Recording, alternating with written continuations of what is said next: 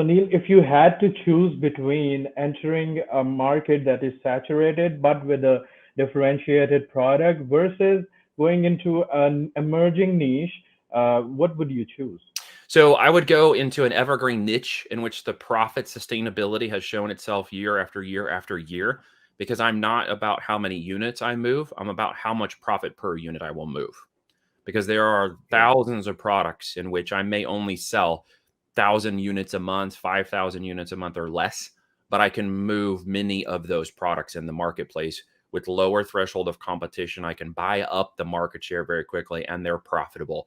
And by profitable, I mean a minimum of $12 in net profit per unit, usually closer to $20 to $50 in profit per unit. And so I can do things that others cannot do. I can launch a hardcore PPC campaign for 90 days, buy up that market share, and then start tapering that campaign down to the point I can even shut it off. If you think about it like booster rockets on an engine, the major lifting is done to get the rocket into space. Once it's up there, you have a second stage rocket's very much smaller and not as powerful to get it in there. And then you're in cruise mode, okay, as it's circling around. We do something very similar in our PPC campaigns. It's an inverted relationship. Okay. We see organic go up, PPC come down. And I have case studies within my group, and I've shared those in the public sphere on other podcasts where my clients have gone on to the podcasts and explained what we did with them and in explaining how we shut PPC campaigns off because we basically got into the top metrics, top position. Organic growth is continuing. Their profitability per unit has obviously gone up greatly because they're not spending the PPC ads as much, or in some cases not at all. And then they're basically in cruise mode. They're going like 70 miles an hour down the freeway with cruise on, right? And the organic growth of their brand and metrics is continuing up in the system. It's a strategy we deployed years ago, and we've tested hundreds and thousands of times across products. And it's just a process now. So Neil, since the CPCs in Amazon US market especially are Yep. so high, how can we end up with profits? What should we do? So you need to understand, obviously, the difference between when I started almost 10 years ago and 20-cent CPCs, in some instances 5-cent as CPCs, have now gone up to an average of about $1.35. So in some cases, up a little bit higher as an average of CPC costs. That is not a metric I track. Honestly, I know it and I see where it's at, but it's not the metric. What I have is a click to sale ratio. For the amount of clicks for each keyword, I want to see a sale and a click to sale ratio that is programmed into an AI system that we use that manages the PPC campaigns. And based on that click to sale ratio of the keyword and the volume of that keyword, as well as continuously harvesting additional keywords as organic rankings come in, that click to sale ratio has to be there or the campaign isn't working. So with that specific metric and the profitability and ability of us to buy that additional traffic and customer because we have the profit, means we have a mechanism in place to go out and explode that and continue to grow it. All right. So Neil, a lot of members of our community have a similar background like yours. They Uh-huh. are working for corporate firms, but they are still not sure whether they should start on Amazon. Sure. So what would you recommend to them, and why should they do an Amazon business? Yeah, let's start with the cons first because it always sounds like everybody always talks about the pros and it's always, Yeah. big things and big money and revenues, this and all that stuff. And as you can probably figure out, I really don't care about that. What again I care about is maximizing profitability for my clients. We have an exit in mind for each client within 24 months. We need profitability management to be at a certain level. We want to see a multiple channels beyond Amazon. So Amazon for us is just an incubator channel. It's the first channel to go quickly into market to validate product and brand and conversions and audience and avatar, while being able to grow scalability in that channel.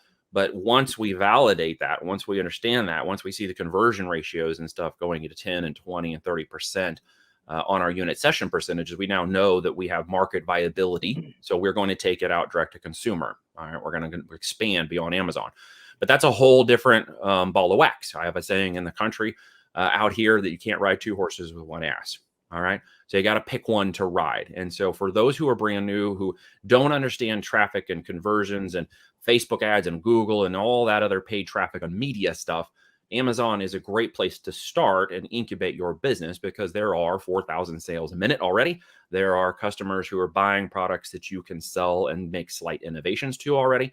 There is a market full of buyers right in front of you. And so new people can get an easier ability to get started and learn the business of e-com. Okay, first, how do I make an e-com business? How do I handle products and logistics and marketing and branding and these kinds of things, which are important to learn?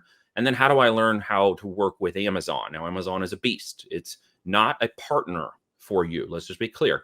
It is a system that you have to manage. At times, it's very finicky. At times, they will take your ASINs offline because something occurred in the AI and it shut you down temporarily. So one of the things we understand about the system is when working within what we call brand defense. How do we structure our business to defend ourselves against competitors, Amazon's AI system, and others, so that we have a fair shot at ensuring all ASINs are online for as long as possible, and then quickly mitigate any issues that occur because they can occur daily at times, especially as you get larger with more SKUs, more problems. Okay. So there's processes and SOPs that need to be in place to deal with those as you grow beyond 1, 2, 5, 10, 100 SKUs.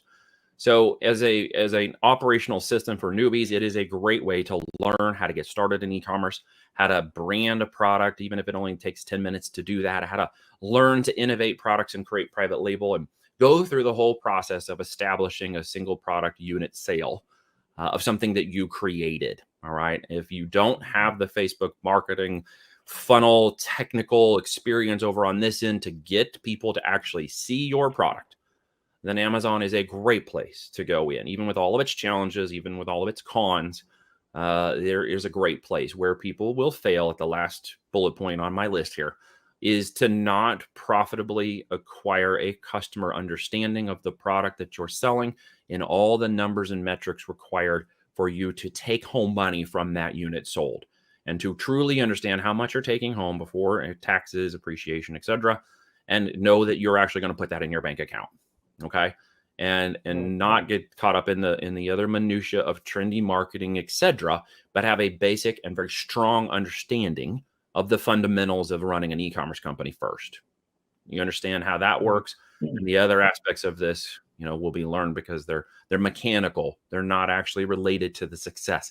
My virtual assistants and other people, and we have 14-year-old kids working with their parents, building their own companies now off the success of their parents' companies, because it is not rocket science, but there are complexities in it that you have to understand to overcome. Otherwise, it can be a really great way to get on the highway of e-commerce and Yeah. make really good business. Yeah. Okay. So Neil, do you have any clients from Pakistan as well? I don't have any clients from Pakistan right now. Okay. A lot from my experience thus far, most of the people I've ran into who are selling from there are usually doing more of the retail arbitrage kind of stuff and the online arbitration. That's just been my experience. I wouldn't So if mind. I want to be your client, what do I have to do? What do I need to do? You have to talk to me first. So I get Okay. solicited from thousands of people to work with us. We are a consulting and mentoring firm. Therefore, we choose our clients. We are not, just to be very clear, we're not a course or a traditional make money online or nonsense of this nature. We're a consultancy Right. that advises companies that are very large on how to do this. We were approached to become an Amazon aggregator last year, had a verbal commitment about to be papered for $100 million in investment for acquisitions in the space. We chose not to do that. We chose to stay focused on more boutique growth and performance related goals. So people need to speak to me. I want to find out who they are. I want to understand what they're doing. As I mentioned at the very beginning, why do my clients brag about us? Why do we do mostly referrals and not major marketing? Why have you maybe not heard of me before? It's because I'm not out here selling courses. I am Okay. So building businesses when we're acquiring these companies. We just acquired interest in a very large MLB branded company here that's going to go out and it's going to expand the sales and marketing. I have my own brands and business to run, but I love to show people how to do what we do. It's a business relationship first. And then when they learn how to do this, it creates networking and opportunity. So I've only had a couple hundred people get involved in what we're doing because I do chat to everybody and I want to make sure that they're going to be a good client, a long-term client. We have clients that are 2 to 7 years old with us and what we do. And, I just like to make sure that I'm working with the right people for what we do at the level of business we're working at. So if you've got the right person from Pakistan as an investor, what's next? How does it work? Can you brief about that? Yeah. So in simple terms, it's very high touch. We go through an application process. I make sure I qualify you on, the capital, the needs, the revenue activities, things we're going to do together in the next 12 months. that we work with you, what our expectations and goals are for profitability, as well as growth and scalability of the business, because I'm setting you up for a 24-month exit in this business, okay? And showing you how to repeat this process in like a franchise-like model. But I don't take your ownership. You're 100% owner and CEO. We take a little bit of profit split in year one as part of a performance goal. But other than that, my goal as a mentor and a leader in this is to not make you dependent on my system. It's to make you an expert in what you do, so that at some point you might even become a coach at it because you're so good at it now and because you do very well with it. So we'll go through that process. We make sure you understand what we're going to do in 90 days. So you will learn what the 90-day goals are going to be together. We do live coaching calls, one-on-one. So that's why I also don't take a lot of people in this, because we do a lot of heavy mentoring and a lot of process-based stuff. But I give people the products. I help them skip the product research by handing them the successful products, by handing them my global sourcing agent based out of New Jersey, by handling, all of the supply chain and logistics stuff, and giving them all of those connections and leads that would take them years and millions of dollars to establish. I've already done all that in the business we're working right now. So I simply hand that to them in a trusted capacity. And the goal there is quick launch, scalability, and growth as fast as possible with the highest amount of profit. So we walk them through that process, and we ensure that in 12 months that we hit our goal. And our goal is 100K in net profits in year one, what I call base case performance. Could they do better than that? Most of my clients do, but I would rather you understand the basic results with the 12 months.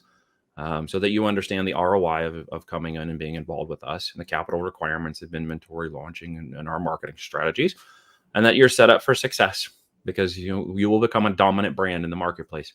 That's one of the reasons we work with a few clients, because they come brand dominance when we get through with them.